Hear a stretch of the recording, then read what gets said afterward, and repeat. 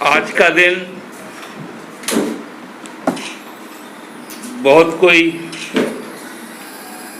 आपातकाल के काले अध्याय के रूप में जिस प्रकार देख रहे हैं, उसी प्रकार एक काला अध्याय अघोषित आपातकाल के रूप में झारखंड सरकार के साथ, झारखंड के 3.5 करोड़ लोगों के साथ कल शाम अचानक लिए गए एक निर्णय से किया गया। आप सबको बता दें कि संथाल परगना क्षेत्र में यूपीए 2 के ज़माने में 2013 में एम्स की स्थापना की स्वीकृति दी गई थी, जिसका निर्माण कार्य 2016 के बाद से शुरू हुआ और अब बनकर तैयार है। हम सबको मालूम है कि एम्स भारत सरकार का स्वास्थ्य मंत्रालय का एक स्वायत्त संस्था है। उसके सर्वोपरि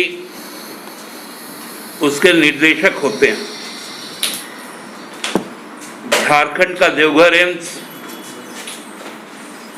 में रेगुलर निर्देशक ना होने के कारण वहाँ एग्जीक्यूटिव डायरेक्टर के पद पर आसीन डायरेक्टर साहब ने माननीय मुख्यमंत्री जी से मिलकर एम्स के विधिवत उद्घाटन के लिए ओपीडी का और एमबीबीएस सेकेंड बैच का तथा वहाँ जो नाइट शेल्टर होम है, जिसको हम लोग आश्रय गृह कहते हैं, उसके उद्घाटन की स्वीकृति मांगी थी। और तत्पश्चात माननीय मुख्यमंत्री ने अपनी स्वीकृति के साथ उनको कहा था कि डेट आप तय करें, हम लोग तैयार हैं 15 या 16 जून किसी भी तिथि के लिए। उसके बाद भारत सरकार का स्वास्थ्य मंत्रालय के निर्देशक एन.के. ओझा ने विगत 11 जून को एक तिथि निर्धारित की कि हम लोग 15-16 तारीख को, चूंकि माननीय केंद्रीय स्वास्थ्य मंत्री उनको समय का अभाव है, इसलिए यदि आप लोग संभव हो तो 26 और 27 जुलाई में किसी एक दिन हम लोगों को समय दीजिए, ताकि फिजिकली उपस्थित होकर माननीय स्वास्थ्य मंत्री और माननीय मुख्यमंत्री उस उद्घाटन समारोह में रहें। हम ने अभी एक जो मनाही की उनकी सूची है, उसमें किसी भी तरह के समारोह के आयोजन की अनुमति नहीं दी है यहाँ पर 5 व्यक्ति से ज़्यादा। इसलिए माननीय मुख्यमंत्री के सचिव ने 18 तारीख को एक चिट्ठी दिया कि हम लोग यहाँ पर चूंकि समारोह आयोजित करने में असमर्थ है, इसलिए यदि वर्चुअली इस कार्यक्रम को किया जा सकता है तो उसमें हम लोग तैयार हैं 26 तारीख को। तत्पश्चात भारत का जो स्वास्थ्य मंत्रालय के जो सचिव हैं, उन्होंने इस पर एक स्वीकृति प्रदान की 22 जून को भेजे अपने पत्र में कि हम लोग वर्चुअली माननीय स्वास्थ्य मंत्री इस उद्घाटन कार्यक्रम में उपस्थित रहेंगे। उसकी ये प्रति है जो 22 तारीख को भेजी गई।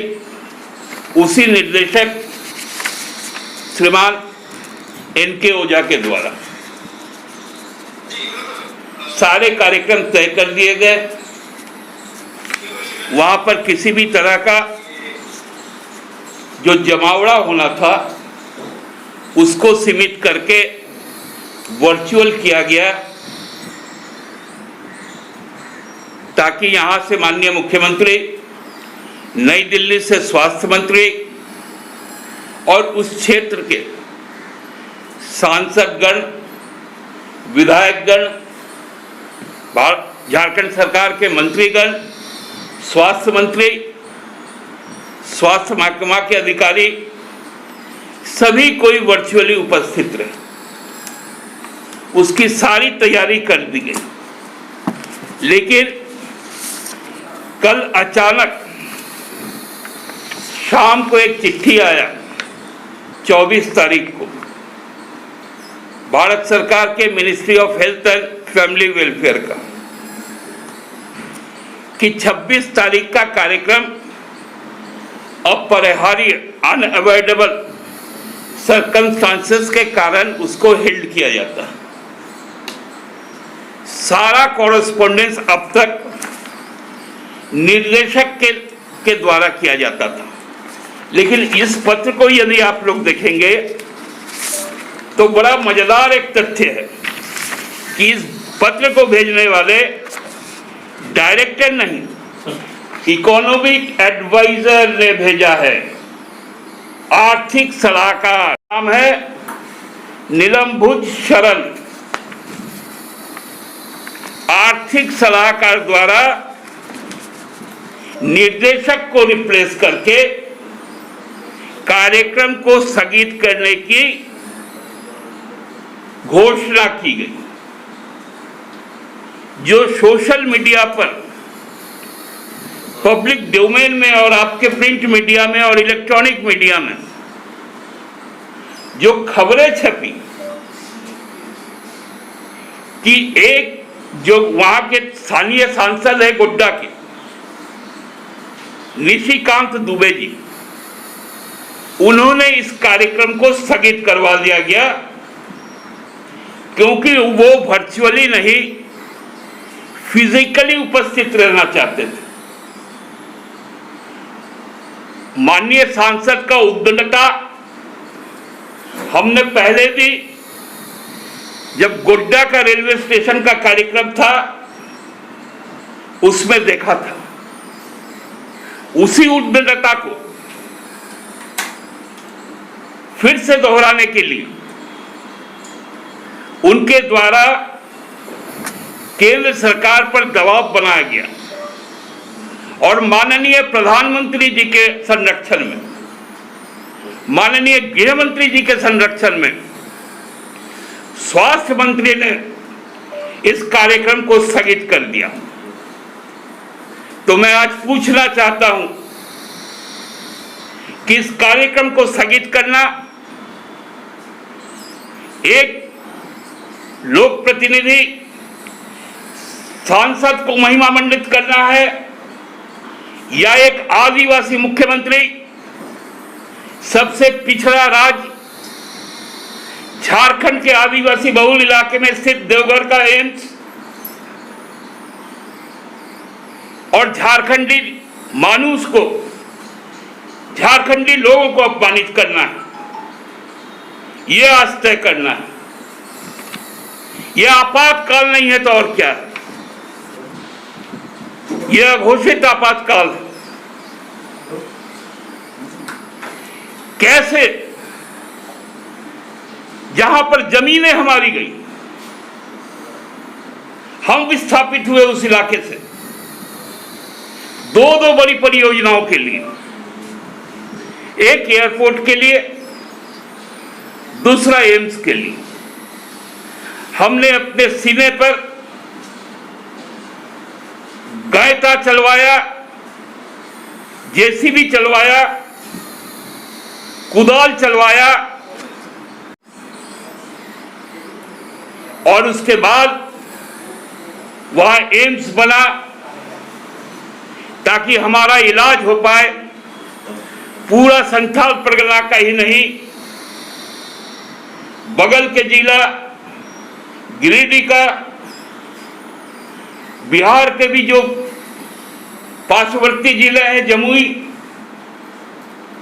उनका, लेकिन उस सारी मंशा को एक व्यक्ति के अहम के कारण भारत सरकार ने अपमानित करने का काम किया। भारत सरकार के प्रधानमंत्री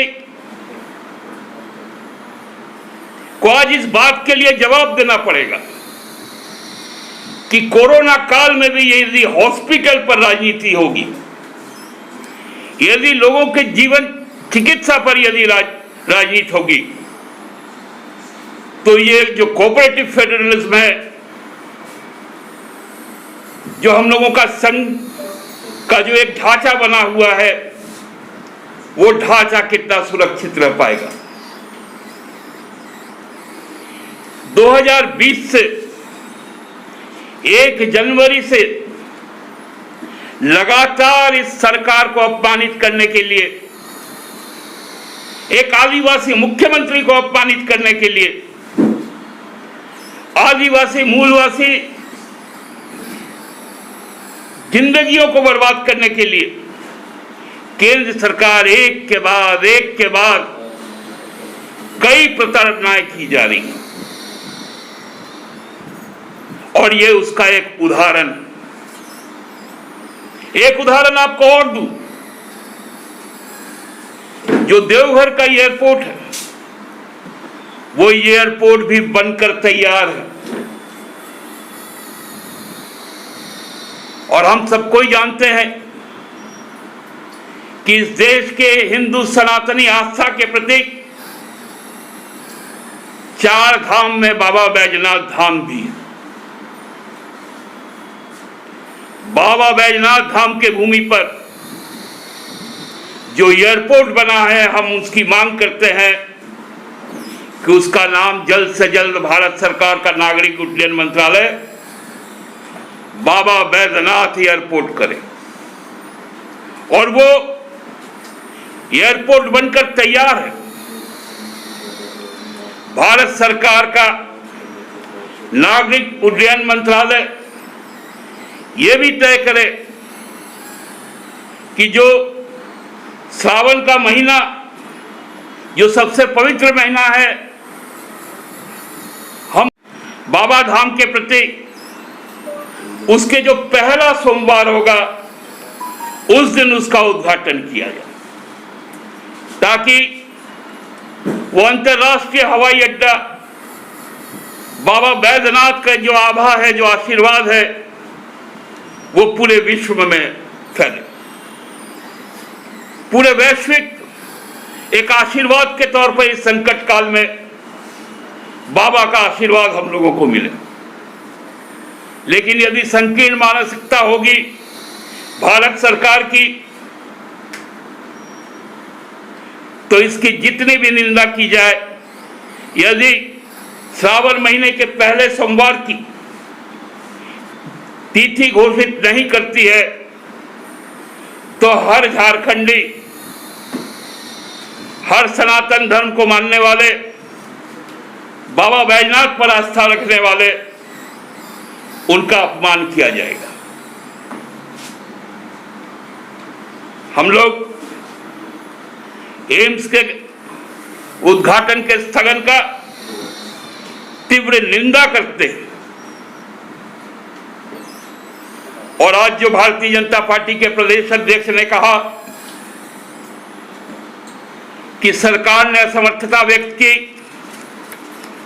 झूठ बोलने की भी एक सीमा है माननीय प्रदेश अध्यक्ष जी।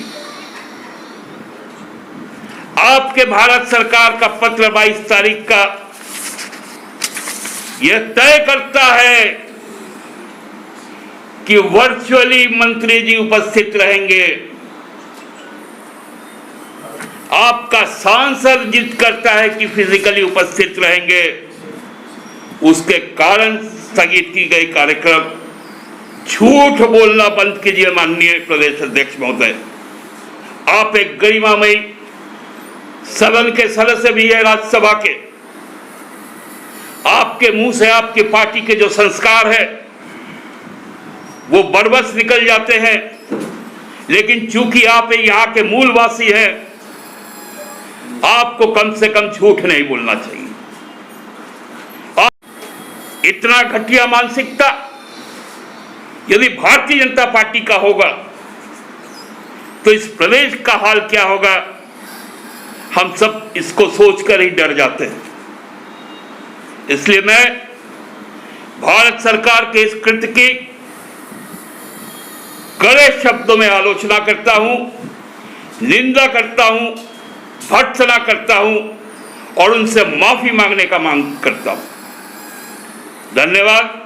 कोई यदि सवाल है तो वो अपेक्षित है। सीधी और तीखी खबरों के लिए हमारे YouTube चैनल को सब्सक्राइब करें और नीचे दिए गए बेल आइकन को जरूर दबाएं। और साथ ही Facebook, Instagram, Twitter और हमारे वेबसाइट पे भी फॉलो करें।